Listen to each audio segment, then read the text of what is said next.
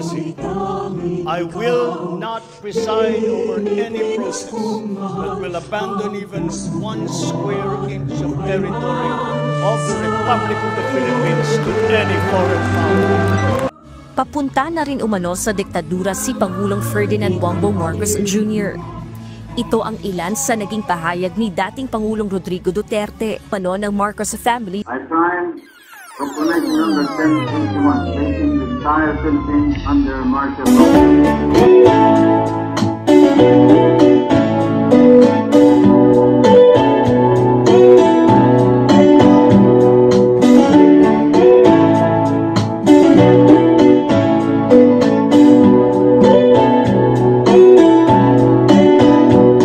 Di ka ba nalulungkot sa mga nangyayari sa ating bayan?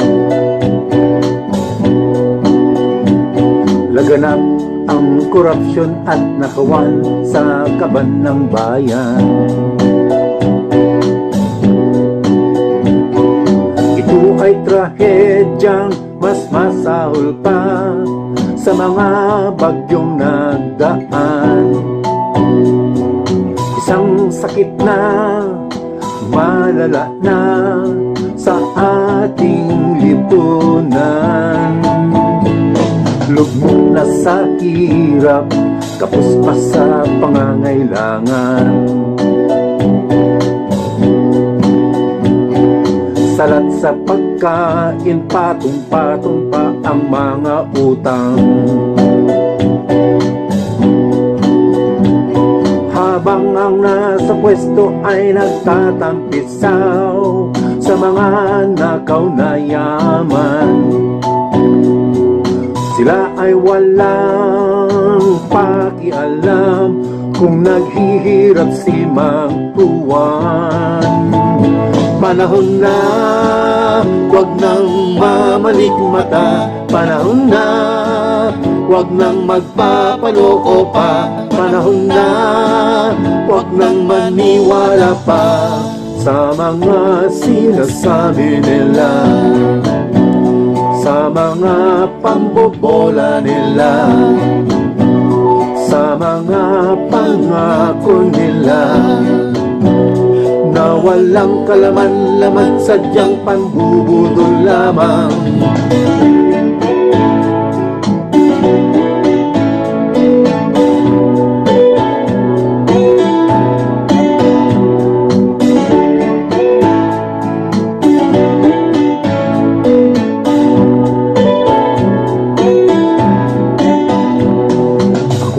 Nalulungkot sa mga nangyayari sa aking bayan.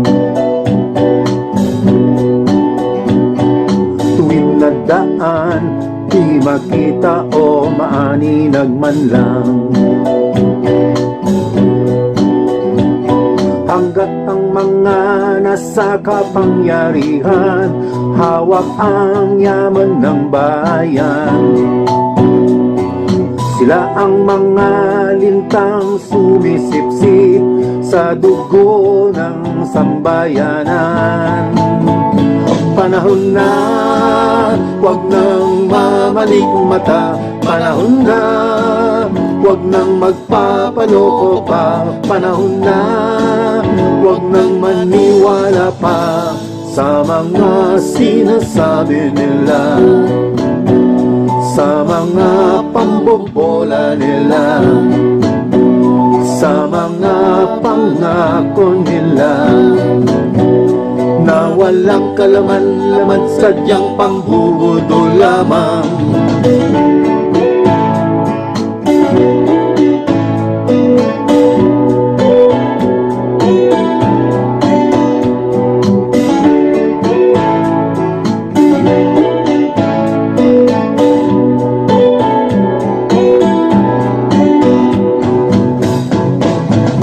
Panahon na Mang Juan, wag nang magtulog-tulugan. Panahon na Mang Juan, wag nang magtulog-tulugan. Panahon na Mang Juan, Huwag nang